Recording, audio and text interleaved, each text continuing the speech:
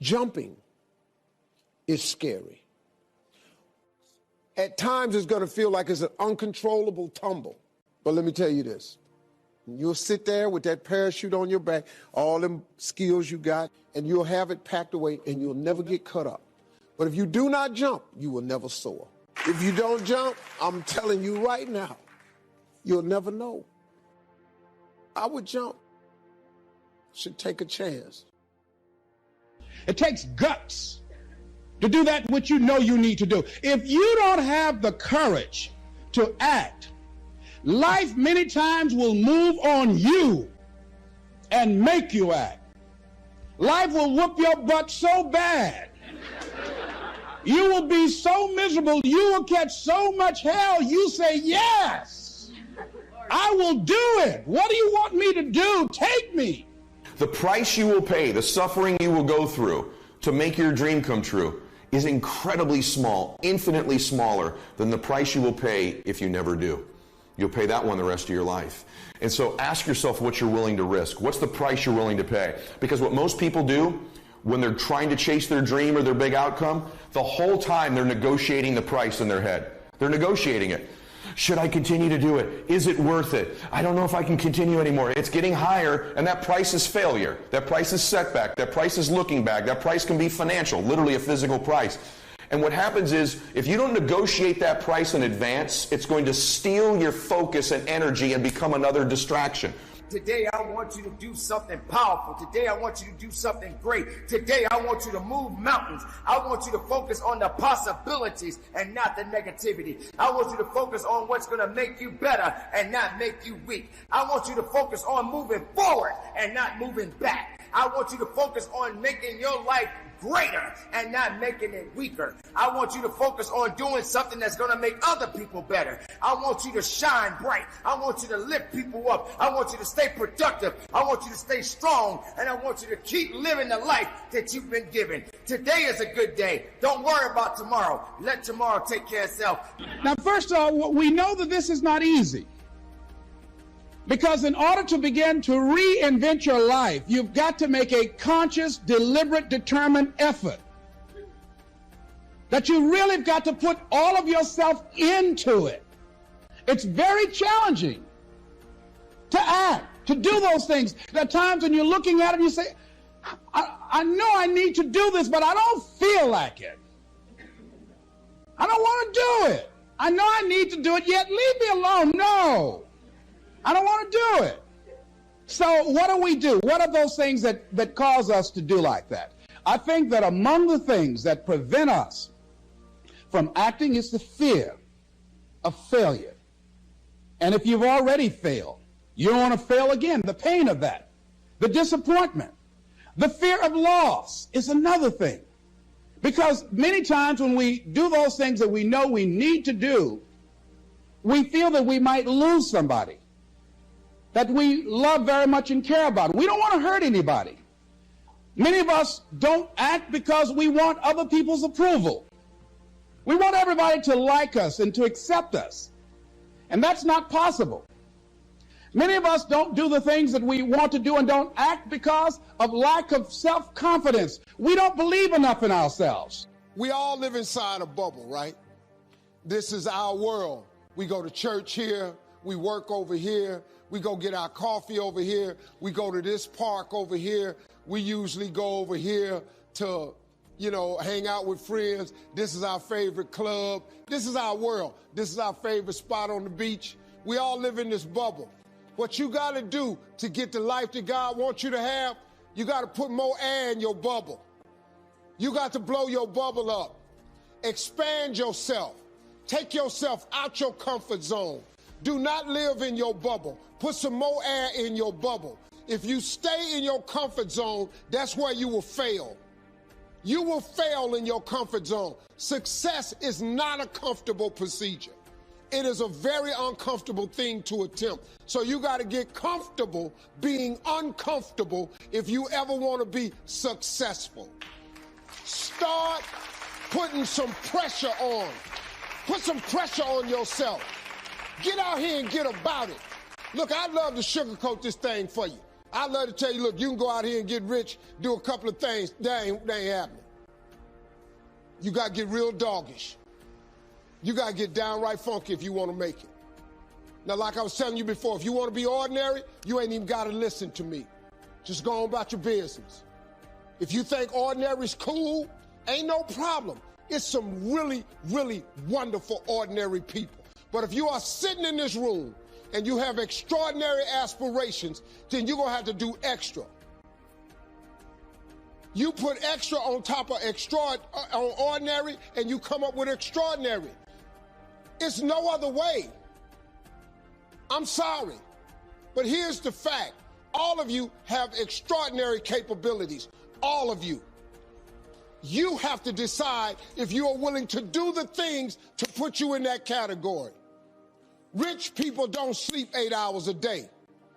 That's a third of your life. It ain't but 24 hours in a day. You cannot be sleep 8 hours a day. You can't live in LA and wake up at 8 o'clock in the morning. It's 11 o'clock on the East Coast. The stock market been open 2 hours. They already making decisions about your life, and your ass was asleep. The Bible says, he who loves to sleep and the folding of hands, poverty will set upon you like a thief in the night. He who loves to sleep and the folding of hands, poverty will set upon you like a thief in the night. I'm going to ask you one question, I'm going to go. How many of you in here know somebody who loves to sleep? Who knows somebody that loves to sleep? Let me ask you something. Ain't they po? I want you to write this down. I need to embrace the suffering. You know, there's something powerful that once you just sort of embrace the fact that in order to achieve something big, you've got to get rid of these distractions. And then the other layer of it is you're probably going to have some suffering to get there or some sacrifice to get there. And so once you've embraced and decided that this suffering, this sacrifice you're making is an indicator of progress. It's an indicator of obsession. Suffering and sacrifice and hard work is an indication of progress towards our dreams. The lack of sacrifice, the lack of suffering in our lives, its removal, its non-existence also equates to a non-existence of a great life, a non-existence of a dream happening, a big one anyway. And so embrace the fact that you're going to have to sacrifice and suffer to some extent. Once you've embraced that it's going to happen, it's almost not that bad. It's kind of like those of you that are fit. We already know, and you already know even if you're not, you've sort of accepted that before you go to the gym and get there, you're going to have to suffer. And we go anyway. It becomes a habit. No one goes into a gym thinking, I'm not going to have to sacrifice or suffer. There'll be no discomfort or no pain. But millions of people go anyway, don't they, to the gym? On some level, they're suffering in the gym, whether it's breathing heavy or sweating or aches or pains or stress. You know, everything in the gym is a sacrifice. I have a friend who's been working on a job where she's miserable, talented, want to go to another place that she can do what she wants to do and make the kind of money that she would like to make, and had some offers. But because of her fear and her lack of self-confidence of things might not work out, she won't take a chance on herself. So there she is spending 8 hours a day, 5 days a week, and she's miserable. She hates to go to work.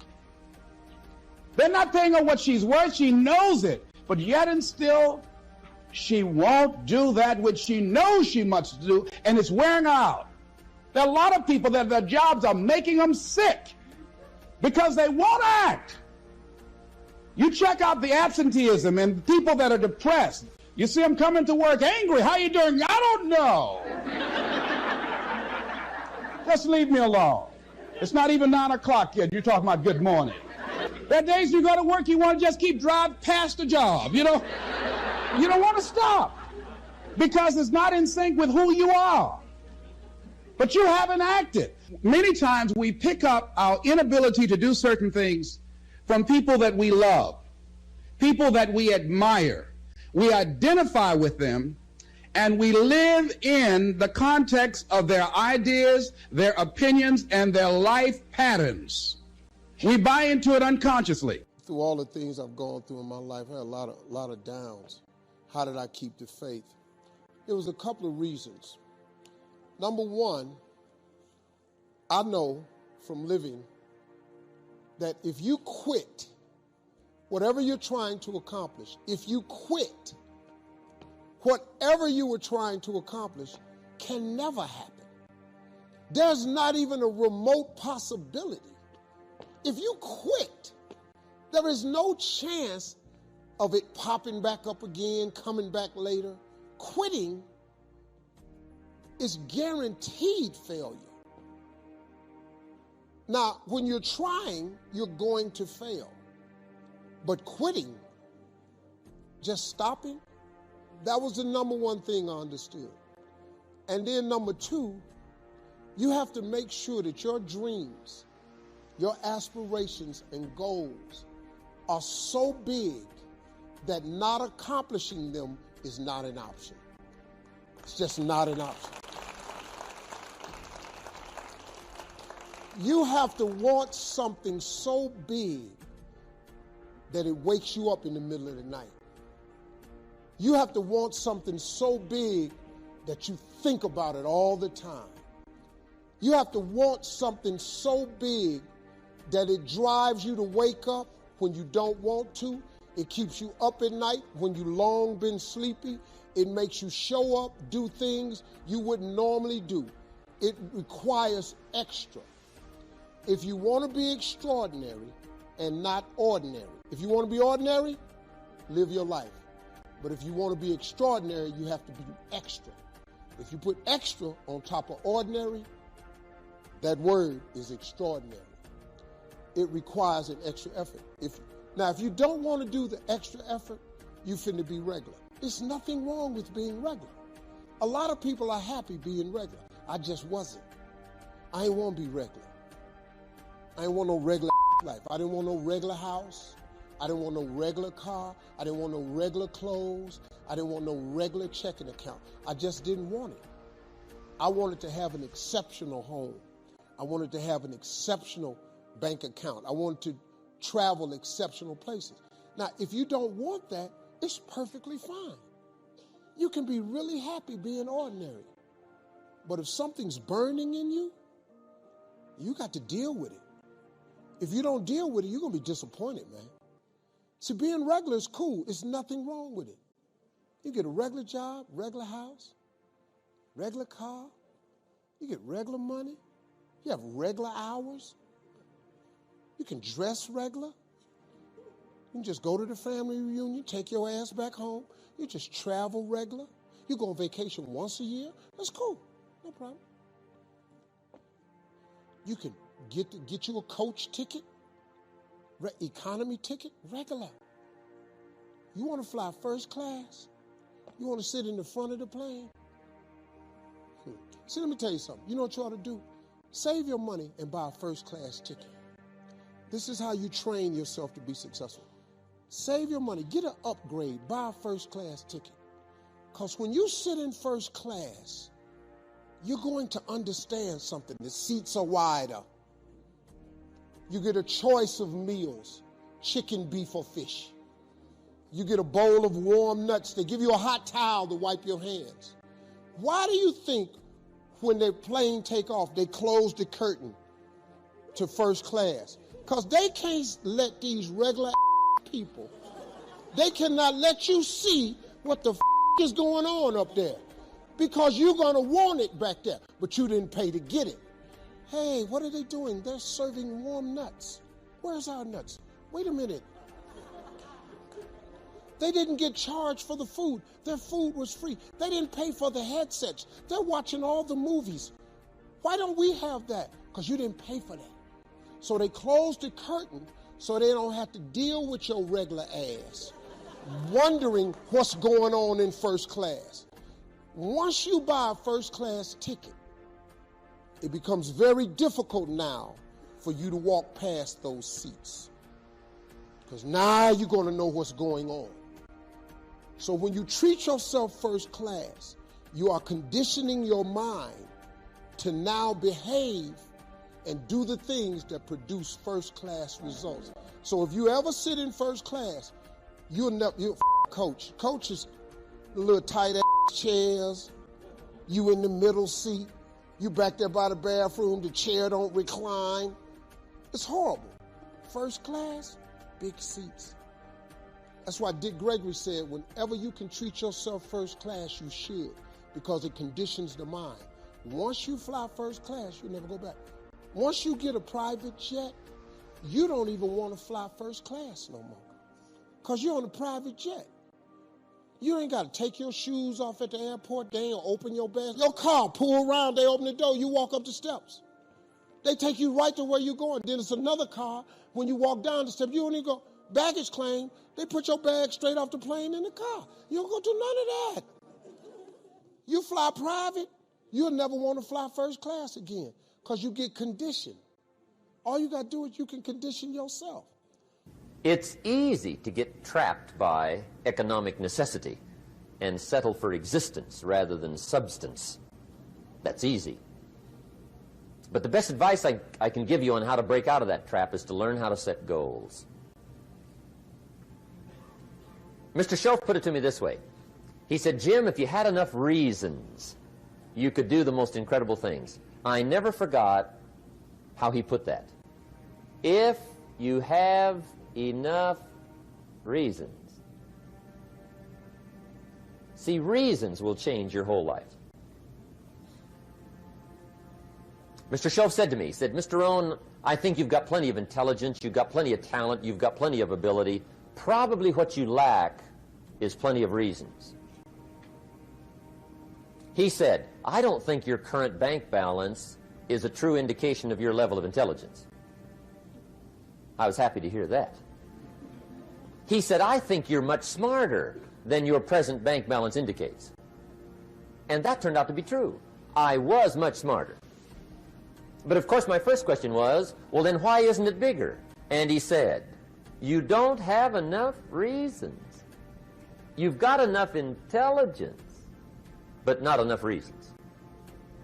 So see, reasons can change your life. Here's what else I found out. Reasons come first, answers come second. You don't get the answers to do well till you get the reasons. Life has a mysterious way of hanging on to all the answers and only gives them up to the people that are inspired by reasons. So reasons make the difference in how your life works out.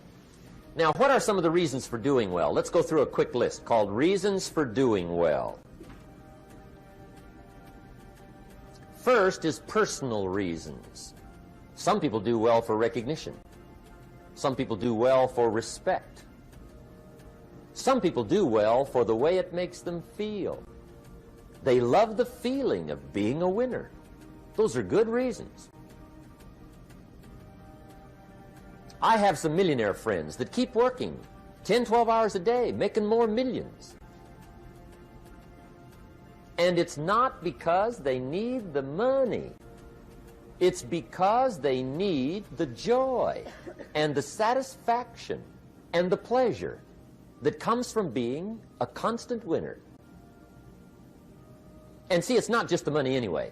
It's the journey, not the money. Once in a while somebody says to me, boy, if I had $1 million, I'd never work another day in my life. That's probably why the good Lord sees to it they don't get their million, right?